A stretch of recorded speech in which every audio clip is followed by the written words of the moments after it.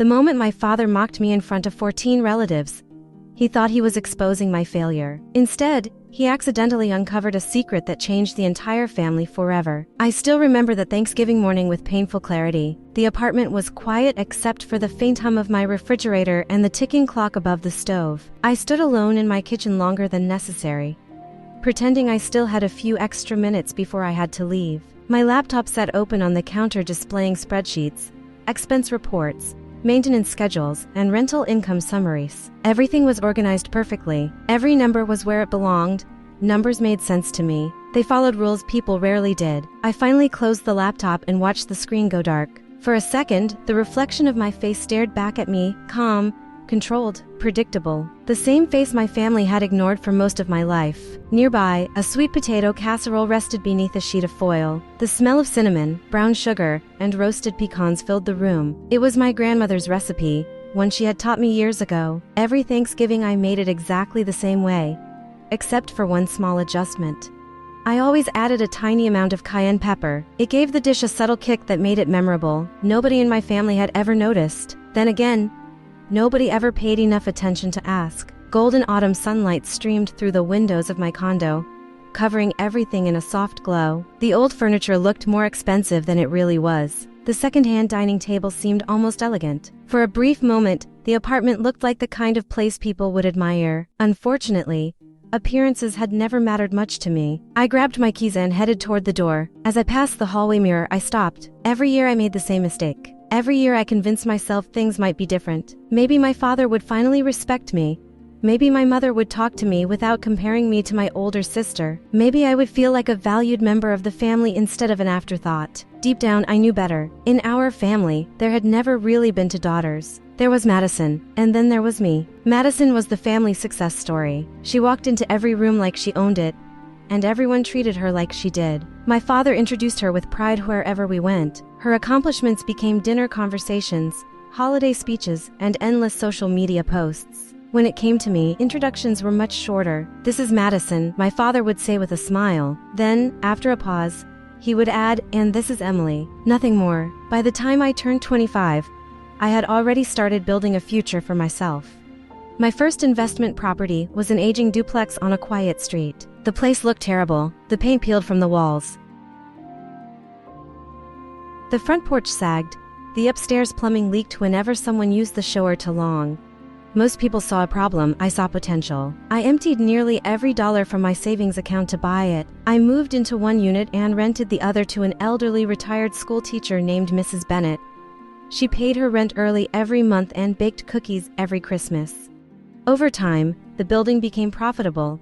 Then it became valuable. I was proud of myself and foolish enough to believe my family might be proud too. One Sunday evening, I told my father about it over dinner. He barely looked up from his plate. "That is not success," he said. "That is just another way to struggle." My mother said nothing. Madison smiled politely and asked whether I was worried about attracting bad tenants. That conversation changed something inside me. Not because it hurt, because it taught me a lesson. I stopped seeking their approval. After that, I built my life quietly. One property became two. Two became four. Four became several more. I created a small company called Harper Residential Holdings.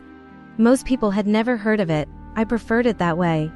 I avoided attention, kept my business private, and never discussed finances with relatives. While my portfolio expanded, my lifestyle barely changed. I drove an older vehicle.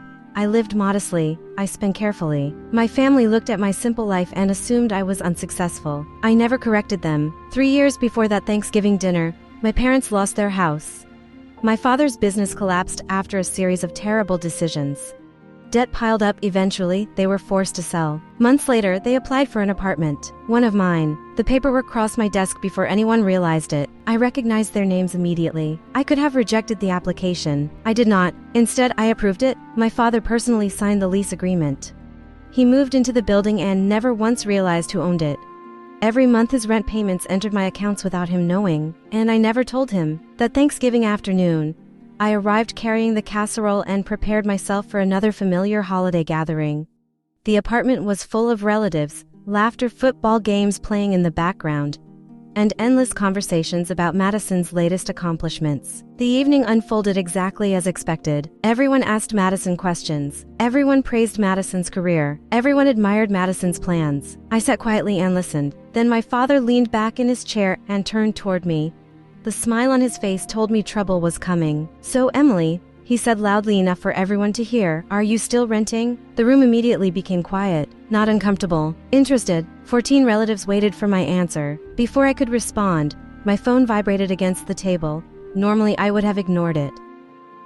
Unfortunately, my father reached it first. He picked up the phone expecting to embarrass me. Instead, he froze. His eyes narrowed as he looked at the screen. Then they widened. I knew exactly what he was reading. A routine property management notification. His own name appeared near the top. Richard Carter. Monthly rent received. Unit for B. My father continued scrolling. The color slowly drained from his face. Conversations around the table stopped completely. Everyone noticed something was wrong. My father looked from the phone to me and then back again. For the first time in years, he seemed genuinely confused. I gently took the phone from his hand and placed it beside my plate. Then I looked around the table. "If you are curious about what I do for a living," I said calmly, "I suppose now is a good time to explain." Nobody moved. Nobody interrupted. I continued. "The apartment complex you live in belongs to me, so do several others.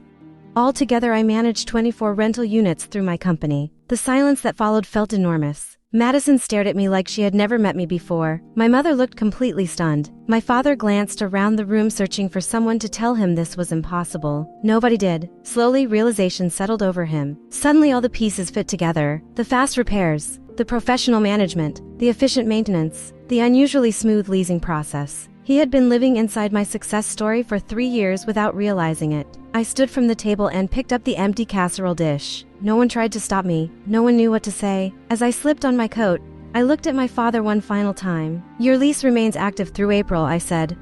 "After that, renewal decisions will be handled by management." The statement was simple, professional, final. Nobody spoke as I walked toward the door. The cold evening air hit my face the moment I stepped outside.